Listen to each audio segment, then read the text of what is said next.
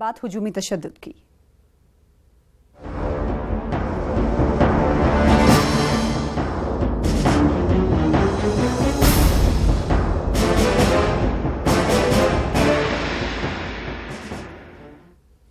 झारखंड में एक और मुस्लिम शख्स की हुजूम के हाथों पिटाई के बाद मौत हो गई। नौजवान का ताल्लुक खरसावां जिले के सरायकेला थाना के धत के डीह गांव से है। अहले खाना का इल्जाम है कि तबरेज को चोर बताकर पकड़ लिया गया और उसकी बेरहमी से पिटाई की गई और उसका नाम पूछकर जय श्री राम और जय हनुमान के नारे लगवाए गए।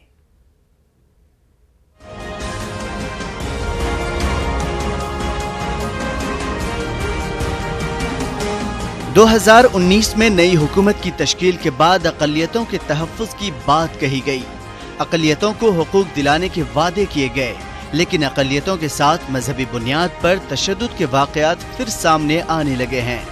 ताज़ा मामला झारखंड के सरायकेला का है, जहां तबरेज अंसारी नामी नौजवान को चोरी का इल्जाम लगाकर पीट कर अधमरा कर दिया गया। सोशल मीडिया पर वायरल तस्वीर के मुताबिक हुजूम ने तबरेज को जय श्री राम और जय हनुमान का नारा लगाने पर मजबूर किया। तो इसको खूब मारा गया। इसका सब दो साथी था, वो लोग तो भाग गया। तो इसको मारने पीटने के बाद सुबह तक रात भर मारने के बाद सुबह इसको थाना प्रभारी को दिया गया, नहीं दिया गया। उसको उसी दिन उसको जेल रेफर कर दिया गया। इसको साजिश के तहत मुस्लिम का वजह से इसको मार दिया गया। हम चाहते हैं कि पुलिस प्रशासन जो गलती किया है, जेलर गलती किया है, जेल का डॉक्टर गलती किया है और उसके बाद जो धतकीडी का लोग इसको मारा पीटा बांध के सबके नाम से केस हो और हमको इंसाफ मिले। इत्तला मिलने पर पुलिस तबरेज को थाने ले गई। सदर अस्पताल में इलाज के बाद सरायकेला पुलिस ने तबरेज को जेल भेज दिया। तबीयत बिगड़ने पर उसे टाटा मेन अस्पताल लाया गया, जहां 22 जून को उसकी मौत हो गई।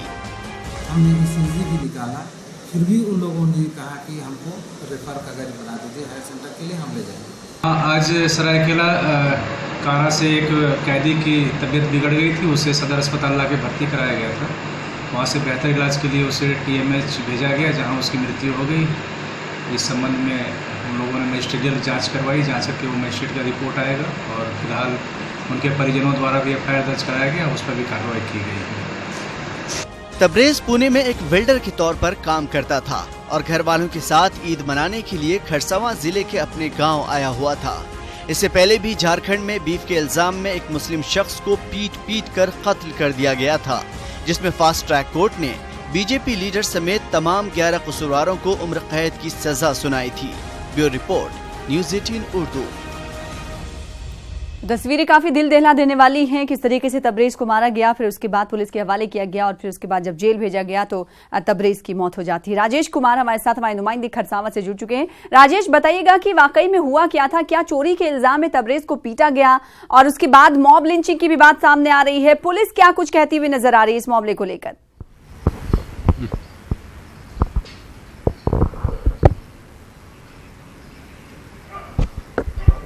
राजेश, आपको हमारी आवाज मिल पा रही होगी तो सवाल का जवाब दीजिएगा। तस्वीरें काफी दिल दहला देने वाली तस्वीरें हैं। मॉब लिंचिंग को लेकर यह भी जोड़ा जा रहा है इस मामले को।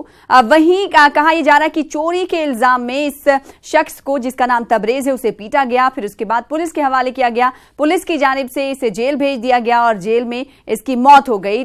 राजेश जुड़ेंगे अब से कुछ ही देर में हमारे साथ हमारे नुमाइंदे। झारखंड में एक मुस्लिम शख्स की हुजूम के हाथों पिटाई के बाद मौत हो गई है। तस्वीरें हम आपको दिखा रहे हैं किस तरीके से उस शख्स को, जिसका नाम तबरेज है, उसे पीटा गया। कहा जा रहा है कि पुणे में वेल्डिंग का काम ये शख्स तबरेज करता था और ईद की छुट्टी में अपने घर आया था, आबाई गांव आया था, झारखंड के खरसावां आया था और उसके बाद हुजूम का शिकार हुआ। हालांकि हुजूम की जानिब से कहा गया है कि इसने चोरी की थी, यानी चोरी के इल्जाम में पहले पिटाई की गई, फिर उसके बाद जय श्री राम और जय हनुमान के नारे जबरदस्ती लगवाए गए। आप तस्वीरों के जरिए देख सकते हैं हुजूमी तशद्दुद के मामले लगातार हिंदुस्तान में बढ़ रहे। मॉब लिंचिंग को लेकर सुप्रीम कोर्ट का भी दरवाजा खटखटाया गया। सुप्रीम कोर्ट ने भी हिदायत जारी की है मॉब लिंचिंग को लेकर तमाम रियासती हुकूमत और मरकजी हुकूमत को, लेकिन उसके बावजूद भी मॉब लिंचिंग के वाकयात में कमी नजर नहीं आ रही है। लगातार ये मामले बढ़ रहे हैं। राजेश कुमार, वाकई में क्या कुछ हुआ था जानने की कोशिश करेंगे। आप तक अगर हमारी आवाज पहुंच पा रही होगी तो बताइएगा।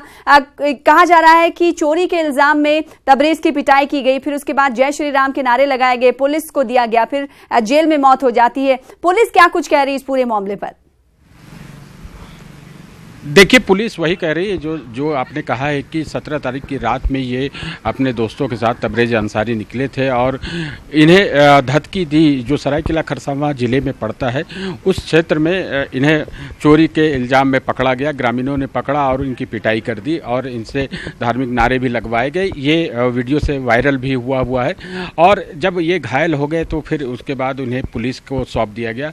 पुलिस ने इसे अस्पताल में इलाज कराया और ये सेंटअप कर दिए गए, जेल भेज दिए गए। चूँकि चोरी का आरोप लगा था इसलिए एक कानूनी प्रक्रिया के तहत इन्हें जेल भेज दिया गया। लेकिन जेल में जब सरायकेला खरसावां जेल में जब इनकी हालत ख़राब हुई तब इसे बेहतर इलाज के लिए फिर सरायकेला सदर अस्पताल, उसके बाद TMH भेजा गया। देखिए, इस तरह की जो घटनाएं राजेश, ये पूछना चाहेंगे 17 को ये मामला सामने आया, जेल कब भेजा गया और मौत कब हुई? देखिए, ये 17 की रात की घटना हुई जिस दिन इसे पकड़ा गया था और इसकी पिटाई हुई थी और सुबह में यानी 18 तारीख की सुबह पुलिस को सौंपा गया। उसके बाद से यह सरायकेला जेल में तबरेज़ अंसारी थे। वहाँ से जब उनकी तबीयत ख़राब हुई तब फिर इन्हें सदर अस्पताल भर्ती कराया गया और जब हालत सीरियस देखी गई तो इन्हें TMH जो जमशेदपुर में है वहाँ भर्ती कराया गया।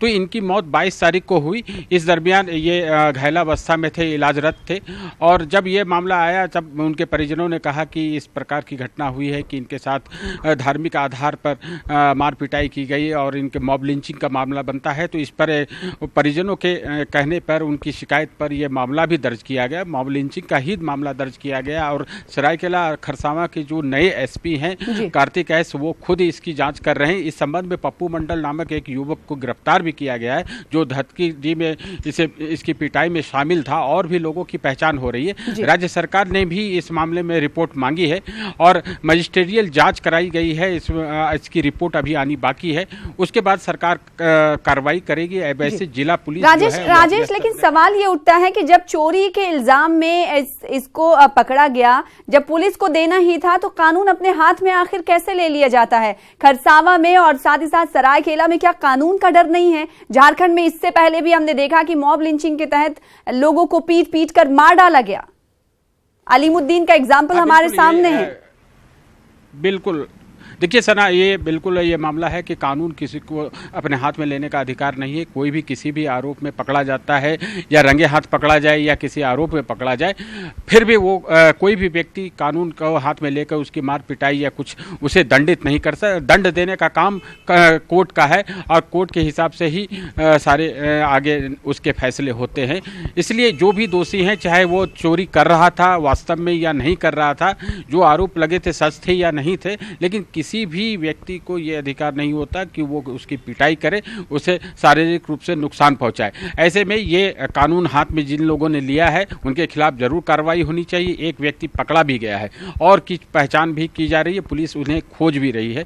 राज्य सरकार भी इस मामले में गंभीर है कि जिसने भी इस घटना को अंजाम दिया है उन्हें पकड़ा जाए और उन्हें सख्त से सख्त सजा सुनाई जाए। यही उम्मीद की जा सकती है कि रियासती सरकार इस हवाले से जरूर इकदाम करते हुए दिखाई देगी। हालांकि एक शख्स की गिरफ्तारी अब तक अमल में लाई गई है। बेहद शुक्रिया राजेश हमारे साथ जुड़ने के लिए, अपडेट फराहम करने के लिए। इससे पहले दिल्ली के रोहनी इलाके में भी जय श्री राम के नारे नहीं लगाने पर एक मौलवी को कार से टक्कर मार दी गई थी। इस हमले में मौलवी के सर, चेहरे और हाथ में शदीद चोटें आई थी। दिल्ली के रोहनी में एक मौलाना मोमिन का इल्जाम है कि जुमेरात को कार में सवार 3 लोगों ने उनको जय श्री राम का नारा लगाने को कहा, जिससे इनकार करने पर उनको कार से टक्कर मार दी गई। पुलिस का कहना है कि वो मौलाना के दावों की जांच कर रही है। और मेरे को हाथ से उन्होंने बुलाया, हाथ से जो है उन्होंने बुलाया और मैंने सोचा कोई मुसाफिर है, कुछ इनको कोई ज़रूरत होगी रास्ता वास्ता मालूम करने की। शक्ल देखने के बाद में तो मैंने अपना हल्का सा हाथ मिलाया, बस जी, मैंने अपना हल्का सा ही हाथ मिलाया। हाथ करने के बाद में वो बोले पूरा हाथ क्यों नहीं मिला रहे, तो मैंने बोला बस इतना ही काफ़ी है, कोई ज़रूरत नहीं। फिर बोले मुझसे खैरियत से हो, मैंने कहा अल्लाह का शुक्र, मैं तो खैरियत से हूँ। तो बोला कि अल्लाह का शुक्र क्या करते हो तुम, यो खैरियत क्या होती है, यो तुम जो है जय श्री राम बोलो। इसी तरह के और भी 2-3 अल्फाज उन्होंने बोले। ये बोलने के बाद में मैंने उनसे कुछ नहीं कहा, मैं चल दिया वापस होने के बाद में उन्होंने मेरे को 2-3 गाली बकी और ये कहा कि अब तुम मैं जाए मुल्लाओं को हम जाए देखेंगे। मैं सुन कर के चुपचाप जाए चलता रहा अपने रास्ते से। जैसे मैं सेक्टर 20 मस्जिद, सेक्टर 20-21 का जो रोड है मैं वहाँ पहुँचा, रोड ही क्रॉस करने वाला था मैं, तो फ़ौरन अपनी एक गाड़ी वो बहुत तेज़ी के साथ मिलाए और मेरे पूरे एक साइड में उन्होंने ज़ोर से गाड़ी मारी, जिसकी वजह से मैं उछल गया। उछलने के बाद में मैं बेहोश हुआ और फिर मेरे सर में, नाक में, होठों पे और हाथ के अंदर और पैर के अंदर और उंगलियों के अंदर, हाथों की, जो है पूरे जिस्म में मेरा चोट लगी।